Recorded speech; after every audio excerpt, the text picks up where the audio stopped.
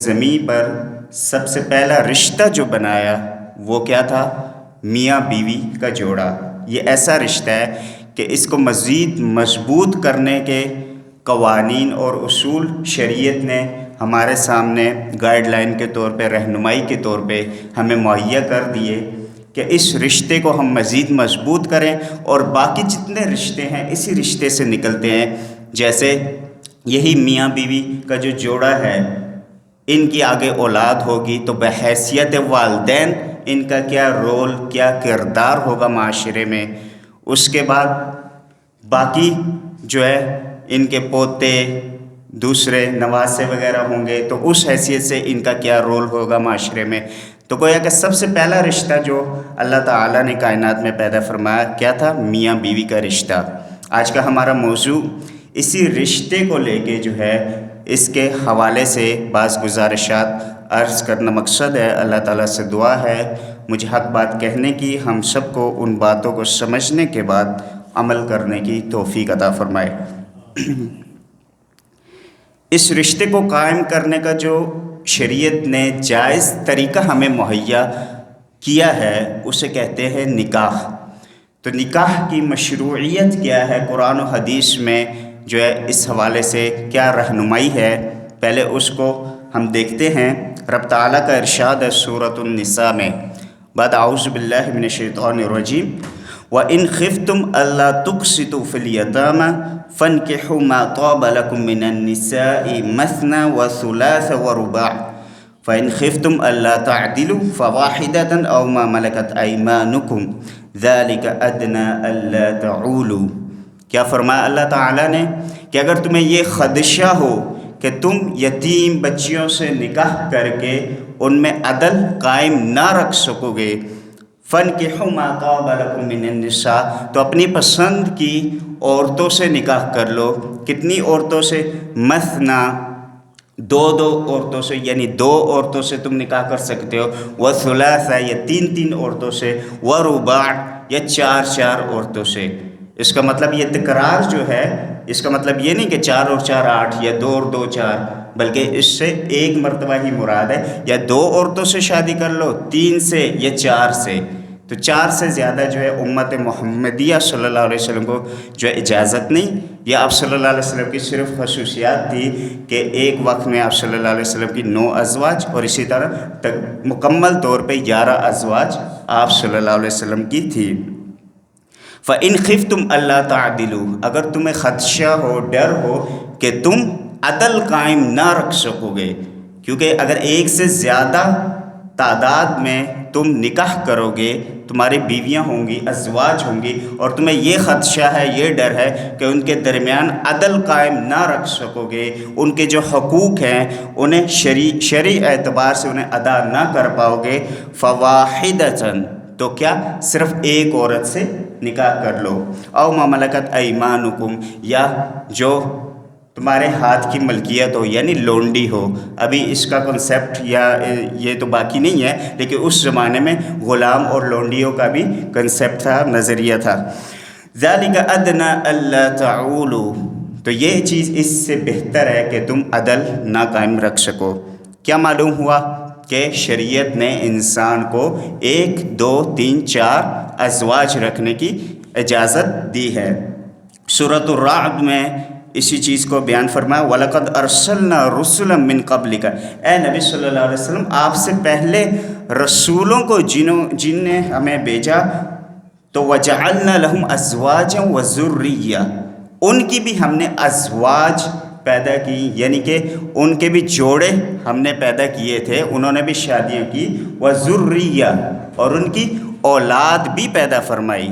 یعنی یہ صرف نبی صلی اللہ علیہ وسلم کی سنت نہیں ہے، پہلے جتنے انبیاء آئے ان کی بھی سنت کیا ہے کہ اللہ تعالیٰ نے ان کے لیے بھی آسمان سے جوڑے مقرر فرمائے تھے، زمین پہ آ کے جو ہے اپنے مشن کے ساتھ ساتھ انہوں نے جو ہے نکاح فرمائے، اور ان کی اللہ نے اولاد بھی پیدا فرما دی۔ تو معلوم ہوا تمام انبیاء کی سنت کیا چیز ہے؟ نکاح کرنا۔ دوسرے مقام پر سورۃ النور میں اسی موضوع کو مزید واضح فرمایا، وَأَنكِحُوا الْأَيَامَ مِنكُمْ، اپنے غیر شادی شدہ لڑکوں اور لڑکیوں کی کیا کر دو؟ شادی کرا دو، نکاح کر دو۔ والصالحین من عبادکم و امائکم، اور جو تمہارے غلام ہیں، نیک غلام یا نیک لونڈیاں، ان کے بھی آپس میں کیا کر دو، شادیاں کرا دو۔ ان یکونوا فقراء یغنہم اللہ من فضلہ واللہ واسع علیم، اگر وہ غریب ہوں گے، کیونکہ غلام اکثر غریب ہوا کرتے تھے، اگر وہ غریب ہوں گے تو اللہ تعالیٰ اپنے فضل سے جو ہے انہیں غنی کر دے گا۔ واللہ واسع علیم، اللہ وسیع علم والا ہے۔ یہاں سے کیا بات ظاہر ہوئی کہ ہمیں فقر و فاقہ کے خدشے سے نکاح سے پیچھے نہیں ہٹنا کہ بھائی بچہ پاؤں پہ کھڑا ہو جائے گا پھر اس کا نکاح کیا جائے گا، نہیں۔ اللہ تعالیٰ نے کیا ارشاد فرمایا، نحن نرزقکم و ایاہم، یعنی تمہارے بچوں کو بھی ہم ہی رزق دیتے ہیں، تمہیں بھی ہم رزق دیتے ہیں۔ تو رزق کی ذمہ داری اللہ تعالیٰ نے اپنے ذمہ لی ہے۔ تو جب بچہ یا بچی بالغ ہو جائے تو زیادہ تاخیر کرنا، اگر وہ کسی گناہ میں ملوث ہو گئے آپ کی والدین کی تاخیر کی وجہ سے، تو اس کا گناہ ان کے والدین کو بھی بھگتنا پڑے گا۔ بچوں کو تو ہوگا ہی، لیکن کیونکہ وہ مکلف ہیں، لیکن والدین کو بھی اس چیز کا کیا ہوگا، گناہ ہوگا۔ تو لہٰذا بلا وجہ تاخیر، اس وجہ سے کہ بھائی میرا بچہ ڈاکٹر بن جائے، انجینئر بن جائے، پھر اس کے رشتے اچھا رشتہ دیکھ کے شادی کر دیں گے، نہیں، ایسا نہیں کرنا، بلکہ اللہ پر توکل کرتے ہوئے جتنی جلدی ہو سکے ان کا رشتہ قائم کر دیا جائے۔ اس حدیث سے ایک اور چیز جو ہے اشارتاً میں عرض کر دوں، اس کا تفصیلی ذکر آگے میں بیان کروں گا، وہ یہ ہے وَأَنْكِحُوا الْأَيَامَ، شادی کروا دو یا نکاح کروا دو۔ یہ کس سے خطاب ہو رہا ہے؟ اولیاء سے، جو لڑکی کے ولی ہیں، لڑکی کے جو ولی ہیں، سربراہ ہیں، والد ہیں، یا جو مرد حضرات ہیں، چچا ہیں، بھائی ہیں، جو بھی ہیں، ان سے خطاب ہے کہ بچیوں کی کیا کر دو، شادی کرا دو۔ یہ نہیں فرمایا کہ جو بالغ بچیاں ہیں وہ خود اپنے نکاح کر لے۔ تو ایک ضمناً اشارتاً یہ عرض کر رہا ہوں، آگے پھر اس کو انشاءاللہ اس موضوع کو ذکر کروں گا کہ ولی کا ہونا لازمی ہے، اور بچیوں کا نکاح ولی کرائیں گے، ولی کے بغیر نکاح اس کا جائز نہیں ہے۔ اسی طرح آپ صلی اللہ علیہ وسلم کی متعدد احادیث میں یہ مفہوم بھی ہے، النکاح من سنتی، جیسے کہ 3 حضرات اما عائشہ رضی اللہ عنہ کے پاس آتے ہیں اور آپ صلی اللہ علیہ وسلم کی عبادت کے متعلق پوچھتے ہیں کہ آپ کی کیسی عبادت ہے، تو آپ انہیں بیان کرتی ہیں کہ آپ صلی اللہ علیہ وسلم یہ معاملات ہیں، آپ کے گھر کے یہ معاملات ہیں، باہر کے یہ معاملات ہیں، ایسی عبادت ہے۔ تو وہ ان میں سے بعض کہتے ہیں، ایک صحابی کہتے ہیں کہ میں ہمیشہ نمازیں پڑھوں گا، رات کا قیام کروں گا، ولا انام، میں سوؤں گا نہیں یا لیٹوں گا نہیں، ولا ارقدو۔ دوسرے کہتے ہیں میں ہمیشہ جو ہے نکاح نہیں کروں گا بلکہ عورتوں سے کنارہ کش رہوں گا۔ ایک کہتے ہیں میں ہمیشہ روزہ رکھوں گا اور میں کبھی افطار نہیں کروں گا، یعنی کہ ڈیلی بیس پہ روزانہ کا روزہ رکھوں گا۔ نبی صلی اللہ علیہ وسلم کو جب یہ خبر پہنچائی جاتی ہے، آپ تشریف لاتے ہیں، تو آپ کھڑے ہو کے یقوم خطیباً، آپ کھڑے ہو جاتے ہیں اور خطاب کرتے ہیں کہ بھائی فلاں فلاں نے ایسی بات کہی۔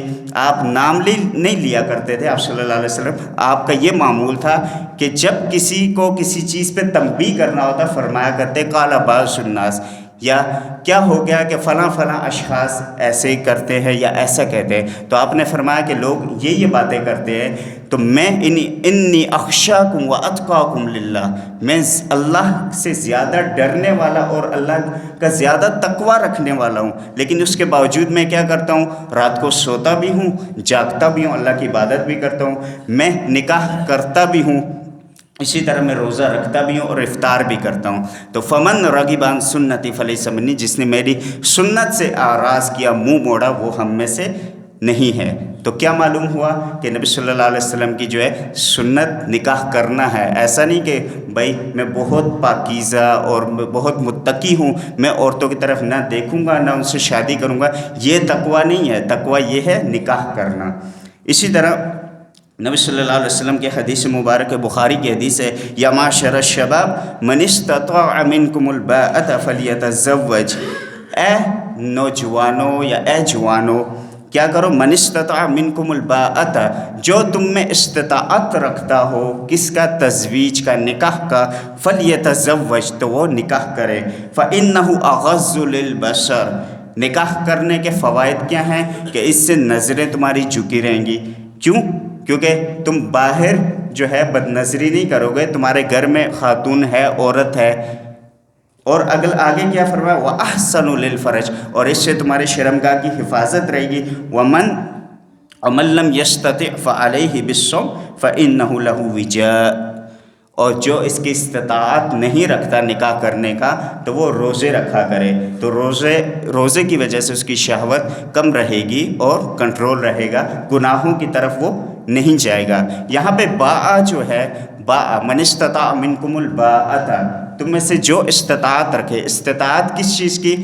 یہاں پہ ایک مسئلہ سمجھنے کا ہے کہ نکاح بعض لوگوں کے لیے واجب ہے یعنی فرض ہے، بعض لوگوں کے لیے یہ سنت مؤکدہ ہے کہ لازمی کرنا چاہیے، بغیر کسی وجہ کے نہیں چھوڑنا چاہیے. کوئی شرعی عذر ہو جو نکاح سے زیادہ امپورٹنٹ کوئی کام ہے، کسی مشن میں ہے، تو پھر اس کی گنجائش بنتی ہے. اور بعض کے لیے نکاح کرنا حرام ہے. اس کی تفصیل کیا ہے؟ واجب کس کے لیے ہے؟ یعنی فرض لازمی نکاح کرنا ہے جس کو اپنے اوپر گناہ کا، فتنے کا خدشہ ہے کہ بھائی میں نکاح نہیں کروں گا تو کیا ہوگا، میں گناہ میں ملوث ہو جاؤں گا. تو اس کے لیے نکاح کرنا کیا ہے؟ واجب ہے، لازمی وہ گناہ جو ہے نکاح کرے گا. اگر نکاح نہیں کرے گا تو نکاح نہ کرنے کا گناہ الگ، اور اگر اللہ نہ کرے وہ کسی گناہ میں ملوث ہو گیا تو اس کا گناہ الگ ہوگا. سنت مؤکدہ یعنی ایسی سنت کہ جسے بلا وجہ جو ہے نہیں چھوڑا جائے گا، تاکیدی سنت. وہ کس کے لیے ہے؟ کہ ایک شخص اسے اپنے پہ گناہ اور فتنے کا اندیشہ نہیں ہے، اس کی استطاعت بھی ہے، مالی استطاعت بھی ہے، اور حقوق زوجیت ادا کرنے پر قادر بھی ہے، پھر بھی وہ نکاح اگر نہیں کرتا تو اس کے لیے اس کا حکم سنت مؤکدہ ہے. یعنی اس کے لیے تاکیدی سنت ہے کہ کوشش کرے اس کے وسائل اپنانے کے اور نکاح کرنے کی لازماً کوشش کرے. اگر وہ کوشش بھی نہیں کرتا تو پھر جا کے وہ گناہ گار ہوگا. اور حرام کس کے لیے ہے نکاح کرنا؟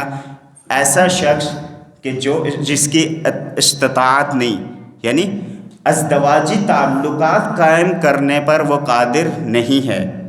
تو اس صورت میں اگر وہ نکاح کرے گا تو چونکہ یہ حق تلفی ہوگی اس عورت کے ساتھ، اس لڑکی کے ساتھ جس سے اس کا نکاح ہوا، تو لہٰذا اس صورت میں اس کے لیے نکاح کرنا حرام ہے، اس کے لیے نکاح کرنا جائز نہیں ہے، کیونکہ اس کی استطاعت ہی نہیں ہے. اسی طرح اللہ کے نبی صلی اللہ علیہ وسلم کی ترمذی اور نسائی کی روایت ہے، آپ نے فرمایا ثلاث حق اللہ عونہم، 3 اشخاص ایسے ہیں، 3 لوگ ایسے ہیں کہ اللہ تعالیٰ کا حق ہے، اللہ تعالیٰ نے اپنے ذمہ یہ چیز لی ہوئی ہے کہ اللہ تعالیٰ ان کی مدد فرمائے گا. وہ 3 اشخاص، 3 لوگ کے کون ہیں؟ المجاہد فی سبیل اللہ، ایسا شخص جو اللہ کے راہ میں نکلا ہو، جہاد کرتا ہے، اللہ تعالیٰ اس کی مدد اور نصرت فرماتا ہے. دوسرے نمبر پہ جس کی اللہ مدد فرماتا ہے والمکاتب الذی یرید الادا، ایسا غلام کہ جو اپنے مالک کے ساتھ ایک کانٹریکٹ کر لیتا ہے، ایک معاہدہ کر لیتا ہے کہ بھائی مالک اس سے کہتا ہے کہ بھائی 6 مہینے کے اندر مجھے 3 لاکھ 4 لاکھ مجھے کما کے دے دو، تم آزاد ہو جاؤ گے. یعنی ایک معاہدہ اپنے مالک کے ساتھ اس نے کر لیا کسی بنسبت کا، اور پھر اس پہ لگ گیا کہ اپنی آزادی حاصل کرنے کے لیے، تو اللہ تعالیٰ اس کی آزادی حاصل کرنے کے عمل میں اس کی مدد فرماتا ہے. اور جو وہ کسب کرتا ہے یا وہ جو کماتا ہے، ارن کرتا ہے، تو اس میں اللہ تعالیٰ اس کی نصرت و مدد فرماتے ہیں. تیسرے نمبر پہ جس کی اللہ تعالیٰ نصرت و مدد فرماتے ہیں وَالنَّاكِحُ الَّذِي يُرِيدُ الْعَفَافِ، ایسا شخص کہ جو اپنی پاک دامنی کے لیے، پاک دامنی کی وجہ سے، اپنی حفاظت کے لیے کہ گناہ میں ملوث نہ ہو جائے، اس وجہ سے نکاح کرنا چاہتا ہے، جس کی یہ خواہش ہے کہ میں گناہ سے بچا رہوں، اور وہ نکاح کی خواہش رکھتا ہے، اللہ تعالیٰ اس شخص کی مدد فرماتے ہیں اور اس کے لیے اللہ تعالیٰ رستے نکال دیتے ہیں. اسی طرح انس رضی اللہ عنہ سے روایت ہے، صحیح الترغیب والترہیب کی روایت ہے، آپ صلی اللہ علیہ وسلم نے ارشاد فرمایا اذا تزوج العبد فقد استکمل نصف الدین، کہ جو شخص نکاح کر لیتا ہے اس نے اپنا آدھا دین مکمل کر لیا. کیا معلوم ہوا؟ اللہ تعالیٰ کیا ارشاد فرماتے ادخلوا فی السلم کافۃ، دین میں مکمل داخل ہو جاؤ. تو آدھا ایمان کس چیز میں ہے؟ نکاح کر لینے میں. جب انسان بالغ ہو جائے نکاح کر لے تو گویا کہ اس نے اپنا آدھا دین مکمل کر لیا. فَلْيَتَّقِ اللَّهَ فِي النِّصْفِ الْبَاقِي، اور باقی کا جو دین ہے، باقی کا جو آدھا ہے، اس میں اللہ کا تقوی اختیار کرو، اللہ تعالیٰ کے اوامر کو بجا لاؤ اور منہیات سے جو ہے اجتناب کر لو. اسی طرح ترغیب و ترہیب کی ایک اور روایت ہے. آپ صلی اللہ علیہ وسلم نے ارشاد فرمایا کہ 4 چیزیں جس شخص کو نصیب ہو جائیں وہ گڈ لک ہے، وہ خوش بخت ہے، وہ سعادت مند ہے. وہ 4 چیزیں کیا ہے؟ 4 من السعادت المرأة الصالحہ، نیک بیوی. جس شخص کو نیک بیوی مل گئی تو وہ کیا ہے؟ وہ سعادت مند شخص ہے. والمسکن الواسع، اور دوسرے نمبر پہ جس کو وسیع گھر مل گیا، اچھا گھر مل گیا، چھت یعنی اپنے سر چھپانے کے لیے اسے چھت مل گئی تو وہ سعادت مند شخص ہے. والجار الصالح، اور اس کا جو پڑوسی ہے وہ نیک ہے، یہ تیسرے نمبر پہ، تو وہ سعادت مند ہے. والمرکب الحنی، اور جسے اچھی سواری مل گئی. تو جس شخص کو یہ 4 چیزیں نصیب ہو جائیں وہ سعادت مند شخص ہے. کیا 4 چیزیں؟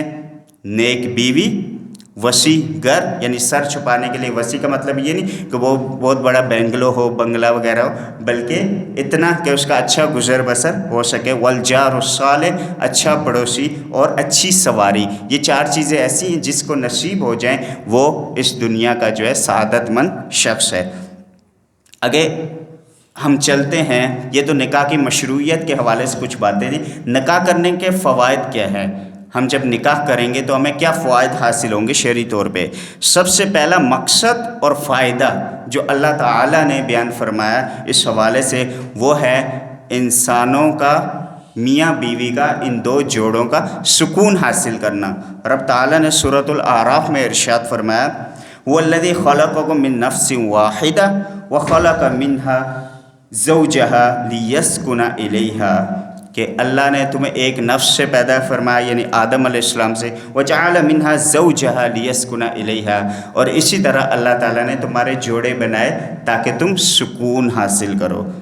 تو بیوی کا کیا مقصد ہے، یا بیوی کے لیے شوہر کا کیا مقصد ہے؟ کہ وہ آپس میں سکون حاصل کریں. اگر ان کا آپس میں سکون نہیں ہے، گھر میں میاں بیوی کے آپس میں ناچاکیاں ہیں، تو گویا کہ یہ مقصد پورا نہیں ہو رہا، کہیں نہ کہیں خامی موجود ہے. اس خامی کو ہم نے پر کرنا ہے. حدیث شریف میں آپ صلی اللہ علیہ وسلم نے ارشاد فرمایا، نسائی کی روایت ہے حبب الی من دنیاکم 3، تمہاری دنیا میں سے 3 چیزیں میری پسندیدہ چیزیں ہیں. الدنیا کلھا متاع، ایک روایت میں یہ ہے کہ دنیا پوری پوری کیا ہے؟ مال و متاع ہے. وخیر متاع الدنیا المرأۃ الصالحہ، دنیا کے سب سے بہترین مال اور متاع کیا ہے؟ نیک بیوی. تو گویا کہ یہاں پہ بھی آپ صلی اللہ علیہ وسلم کیا ارشاد فرمایا؟ 3 چیزیں تمہاری دنیا سے مجھے پسند ہے. الطیب، خوشبو، مجھے کیا پسند ہے؟ خوشبو پسند ہے. والنساء، اور مجھے عورت پسند ہے. عورت سے مراد یہاں کے بیوی پسند ہے.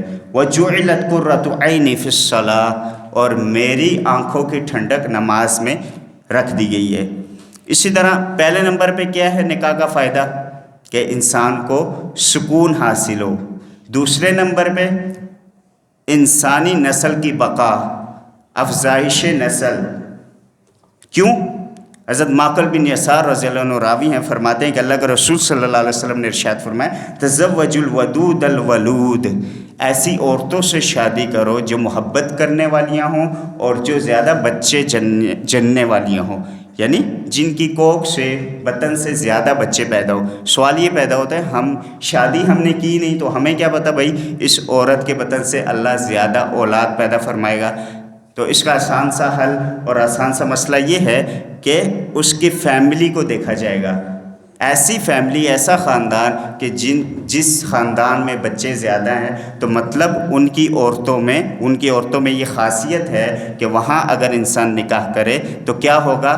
بچوں کی افزائش زیادہ ہوگی، نسل زیادہ بڑھے گی. کیوں؟ اس کی وجہ کیا ہے؟ فَإِنِّي مُقَاصِرٌ بِكُمُ الْأُمَمْ، کہ میں قیامت کے دن اپنی امت کی زیادتی پر دوسری امتوں میں فخر محسوس کروں گا، میں فخر کروں گا. تو اللہ کے رسول صلی اللہ علیہ وسلم کو یہ چیز پسند ہے کہ زیادہ افزائش نسل ہو. یہ جو خاندانی منصوبہ بندی یا اس طرح کے جو معاملات ہیں یہ اس کا شریعت سے کوئی تعلق نہیں۔ شریعت اس چیز کو پسند کرتی ہے کہ نیک اور صالح اولاد ہو اور وہ زیادہ ہو۔ اسی طرح اولاد جب زیادہ ہوگی تو والدین کو کیا فائدہ ہوگا؟ والدین کے لیے اولاد کیا ہوگا؟ صدقہ جاریہ بھی ہوگی۔ جیسے کہ انسان اگر مر جاتا ہے تو اس کا اعمال منقطع ہو جاتے ہیں، لیکن 3 چیزیں باقی رہتے ہیں: علم یا کوئی صدقہ جاریہ، ویلفیئر اس نے کام کیا، یا اس کی ایسی اولاد جو اس کے لیے نیک اولاد جو اس کے لیے دعا کرے۔ تو ظاہر ہے جب نیک اولاد زیادہ ہوگی، والدین کو دعائیں زیادہ ملیں گی، تو اس کے لیے زیادہ کیا ہوگا؟ صدقہ جاریہ ہوگا۔ اسی طرح اگر کسی کے بچے نابالغ حالت میں یعنی بلوغت سے پہنچنے سے پہلے انتقال کر جاتے ہیں تو اللہ کے رسول صلی اللہ علیہ وسلم نے ایسے والدین کے لیے جنت کی خوشخبری عطا فرمائی۔ جیسے کہ ایک عورت نے پوچھا، آپ نے فرمایا کہ جس شخص کے 3 بچے یا جن والدین کے 3 بچے بلوغت سے پہلے اس دنیا سے چلے گئے تو وہ کانوا حجاب من النار، آگ سے حجاب ہو جائیں گے، آگ سے پردہ ہو جائیں گے اس کے والدین کے لیے، یعنی آگ میں نہیں جانے دیں گے۔ عورت نے پوچھا اگر 2 بچے جس کے فوت ہو گئے تو آپ نے فرمایا 2 کے لیے بھی یہی معاملہ ہے، یعنی جس کے بلوغت سے پہلے 2 بچے فوت ہو گئے تو اللہ تعالیٰ اس کے والدین کو جنت عطا فرما دیں گے۔ اور ایک اور چیز اس کا فائدہ جو ہے تیسرے نمبر پہ، وہ جیسے میں پہلے بھی عرض کر چکا ہوں کہ پاک دامنی کا حصول، انسان جو ہے پاک دامن رہتا ہے اور گناہ کی طرف اس کی توجہ نہیں جاتی اور نظروں کی حفاظت رہتی ہے۔ اسی طرح اگر کوئی شخص نکاح کے بعد ازدواجی تعلق قائم رکھتا ہے تو یہ بھی اس کے لیے ثواب اور صدقہ ہے۔ نبی صلی اللہ علیہ وسلم کی مسلم کی روایت ہے، آپ نے فرمایا وَفِي بُضْعِ أَحَدِكُمْ صَدَقَةٌ، تم میں سے کسی کا اپنی زوجہ کے ساتھ جو ہے تعلق قائم کرنا، ازدواجی تعلق قائم کرنا، یہ بھی کیا ہے؟ صدقہ ہے۔ صحابہ نے حیران ہو کے پوچھا کہ یا اللہ کے رسول صلی اللہ علیہ وسلم یہ بھی صدقہ، یہ بھی ثواب کا کام ہے؟ تو آپ نے فرمایا کہ جس طرح تم میں سے کوئی گناہ سے بچتا ہے، زنا سے بچتا ہے، تو کیا اسے جو ہے زنا کے کام اگر کا مرتکب ہوتا ہے اسے گناہ ہوتا ہے؟ صحابہ نے عرض کیا جی ہاں بالکل ہوتا ہے۔ تو آپ نے فرمایا اسی طرح جب زنا سے بچ کے، گناہ سے بچ کے وہ حلال طریقے سے اپنی زوجہ کے پاس جائے گا، ازدواجی تعلقات قائم کرے گا، تو اس پہ اللہ تعالیٰ اسے ثواب بھی عطا کرتے ہیں۔ تو کیا معلوم ہوا کہ نکاح کے بعد جو ازدواجی تعلقات ہوں گے اس میں اللہ تعالیٰ نے ثواب رکھا ہے۔ شادی میں بلا وجہ کی تاخیر، جیسے میں نے پہلے عرض کی کہ یہ جائز نہیں ہے۔ نبی صلی اللہ علیہ وسلم کا ارشاد ہے اذا اتاکم من ترضون خلقہ ودینہ فزوجوہ، جب تمہارے پاس ایسا کوئی رشتہ آئے، کیسا رشتہ ہے کہ جس کے دین کے معاملے میں تم سیٹسفائیڈ ہو، مطمئن ہو کہ دینی لحاظ سے اچھا بندہ ہے، اور اسی طرح خلق اس کے اخلاق کے لحاظ سے اخلاق اس کے اچھے ہیں، فزوجوہ، تو اپنی بیٹیوں کے نکاح اس کے ساتھ کر دو۔ الا تفعلوا تکن فتنۃ فی الارض وفساد عریض، اگر ایسا نہیں کرو گے تو زمین پہ فتنہ برپا ہو جائے گا اور فساد قائم ہو جائے گا۔ یہی وجہ ہے جب ہم اپنے بچوں کے، اپنی بچیوں کی شادیوں میں تاخیر کرتے ہیں تو فتنہ فساد ہمارے سامنے ہے۔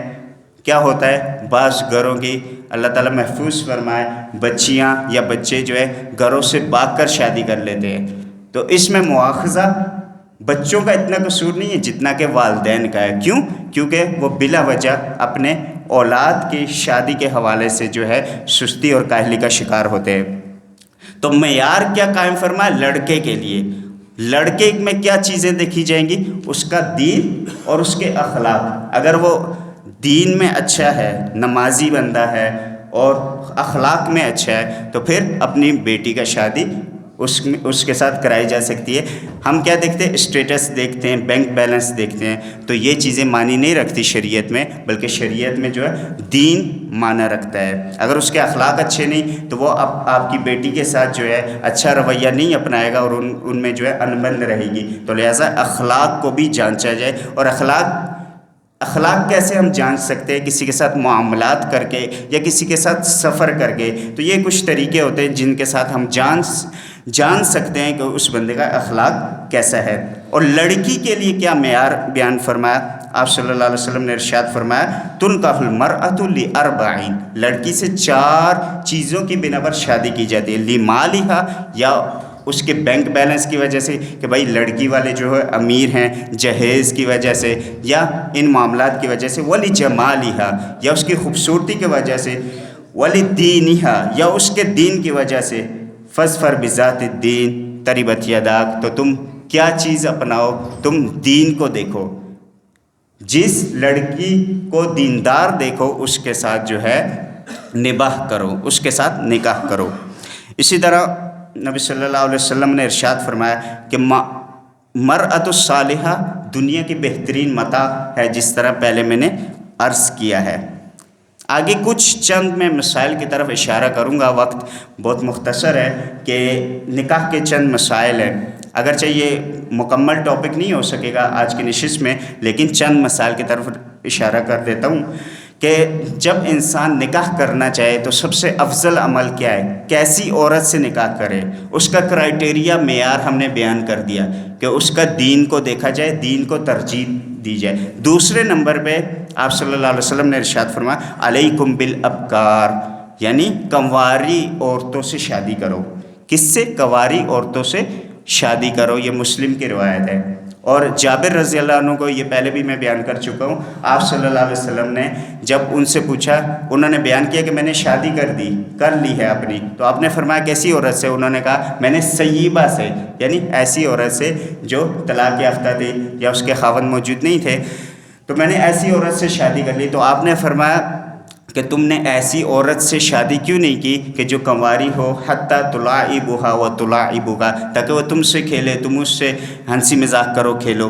تو معلوم ہوا کہ اپنی ہم عمر لڑکی سے یا چھوٹی عمر لڑکی سے اور کنواری عورت سے شادی کرنا یہ زیادہ افضل ہے۔ اگرچہ جو سیبہ ہے طلاق یافتہ، اس سے شادی کرنے کی بھی الگ فضیلت موجود ہے، لیکن کنواری لڑکی کو زیادہ پریفر کیا جائے گا، ترجیح دی جائے گی۔ اسی طرح نکاح سے پہلے انسان دیکھ سکتا ہے جس سے اپنی منکوحہ کو، یعنی منگیتر کو، اذا خطب احدکم المرأة فإن استطاع ان ينظر الى ما يدعو الى نکاحها فليفعل۔ ابو داؤد کی روایت ہے کہ جب تم میں سے کسی سے کوئی نکاح کرنا چاہے تو وہ اپنی منکوحہ جس سے نکاح کرنا چاہ رہا ہے تو اسے، اگر اس کی استطاعت ہے، آسان ہے، تو وہ کیا کر لے، اسے ایک نظر دیکھ لے۔ کنواری عورت بغیر ولی کے اس کا نکاح جائز نہیں، جیسے کہ یہ اس کی طرف اشارہ کیا تھا، اس میں کچھ تفصیل ابھی میں ذکر کر دیتا ہوں کہ جس عورت کا نکاح نہیں ہوا پہلے سے، اس میں سب کا متفق فیصلہ ہے سوائے احناف کے، وہ یہ ہے کہ لا نکاح الا بولی، یعنی ایسی عورت کا نکاح جائز نہیں کہ جس کا ولی نہ ہو یا ولی کی اجازت کے بغیر کوئی نکاح کر لے۔ سوال یہ پیدا ہوتا ہے کورٹ میرج کی جاتی ہے تو اس کا شرعی حکم کیا ہے؟ تو یاد رہے کورٹ میرج جو ہے یہ بھی حدیث سے متصادم مسئلہ ہے، یعنی آپ صلی اللہ علیہ وسلم نے کیا فرمایا؟ ولی کی اجازت کے بغیر نکاح نہیں۔ کسی عورت کا، کسی لڑکی کا والد موجود ہے اور وہ کورٹ میرج کر لیتی ہے تو اس کا نکاح باطل ہے، جیسے کہ دوسری حدیث میں آپ نے فرمایا فَنِكَاحُهَا بَاطِلٌ أَيُّمَا امْرَأَةٍ نَكَحَتْ بِغَيْرِ إِذْنِ وَلِيِّهَا فَنِكَاحُهَا بَاطِلٌ فَنِكَاحُهَا بَاطِلٌ فَنِكَاحُهَا بَاطِلٌ۔ آپ صلی اللہ علیہ وسلم نے فرمایا کہ جس عورت نے بغیر ولی کی اجازت کے نکاح کر لیا اس کا نکاح باطل ہے، باطل ہے، باطل ہے۔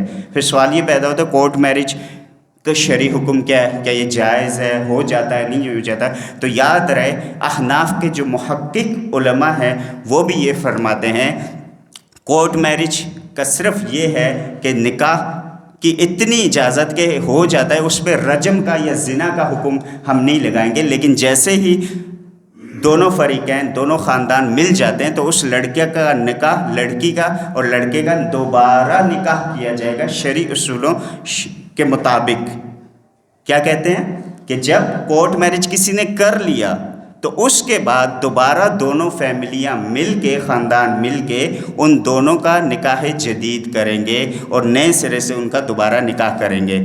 صرف یہ فرق کرتے ہیں کہ بھئی اس کے نکاح پہ زنا کا حکم نہیں لگے گا۔ یہ احناف اس چیز میں فرق کرتے ہیں جو ان کے محقق علماء ہیں۔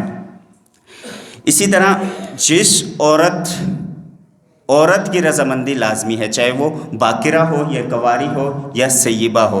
آپ صلی اللہ علیہ وسلم نے ارشاد فرمایا الیتیمۃ تستعمر فی نفسہا فإن صمت فہو اذنہا وإن ابت فلا جواز علیہا، فإن صمت فہو اذنہا وإن ابت فلا جواز علیہا۔ ترمذی کی روایت ہے کہ کنواری عورت، کنواری لڑکی سے جو ہے وہ شادی کے بارے میں پوچھا جائے گا، اگر اس نے سکوت اختیار کر لیا وہی اس کی رضامندی ہے، لیکن جو سیبہ ہے، طلاق یافتہ ہے یا بے خاوند ہے، جس کا طلاق نہیں ہوئی، انتقال ہو گیا شوہر کا، دونوں صورتوں میں وہ کیا کرے گی؟ وہ جب تک زبان سے قرار نہیں کرے گی کہ بھائی میں راضی ہوں فلاں جگہ نکاح کرنے کے لیے، اس کی جو ہے بات کا اعتبار نہیں ہوگا۔ یعنی وہ صرف سکوت اختیار کر لے کہ اس سے پوچھا جائے فلاں جگہ ہم تمہاری شادی کر لیں، تو اس کا سکوت اس بات کی دلیل نہیں ہے کہ وہ راضی ہے، بلکہ اس کے زبان سے کہنا، اقرار کرنا لازمی ہے۔ البتہ جو باکرہ ہے، کنواری ہے، وہ صرف اگر سکوت اختیار کر لے،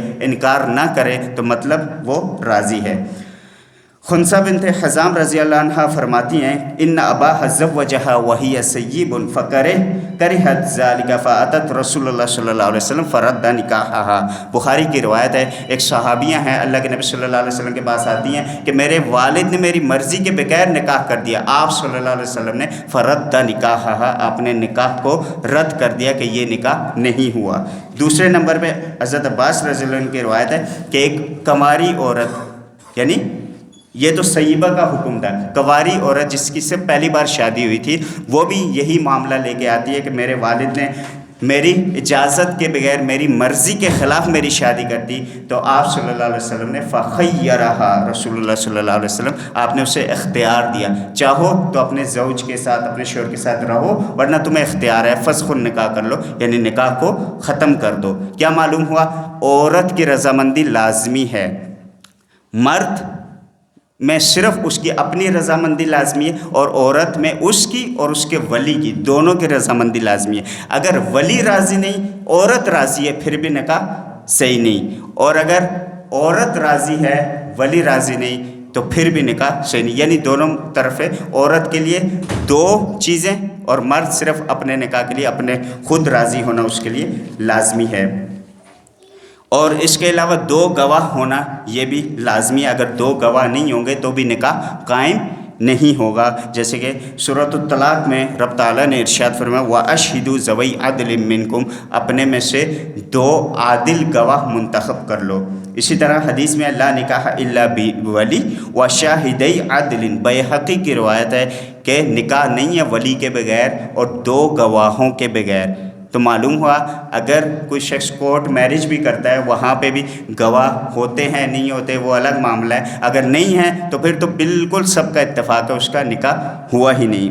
اسی طرح نکاح میں کف ہونا یعنی برابری اور مساوی ہونا یہ افضل ہے، مثلا عمر میں بھی زیادہ فرق نہ ہو یہ افضل ہے، اور اسی طرح تعلیم اور تربیت وغیرہ کے معاملات میں بھی زیادہ فرق نہ ہونا یہ افضل اور بہتر ہے، تاکہ میاں بیوی کے جو ہے ذہنی طور پہ ایک دوسرے کو سمجھنے میں آسانی ہو۔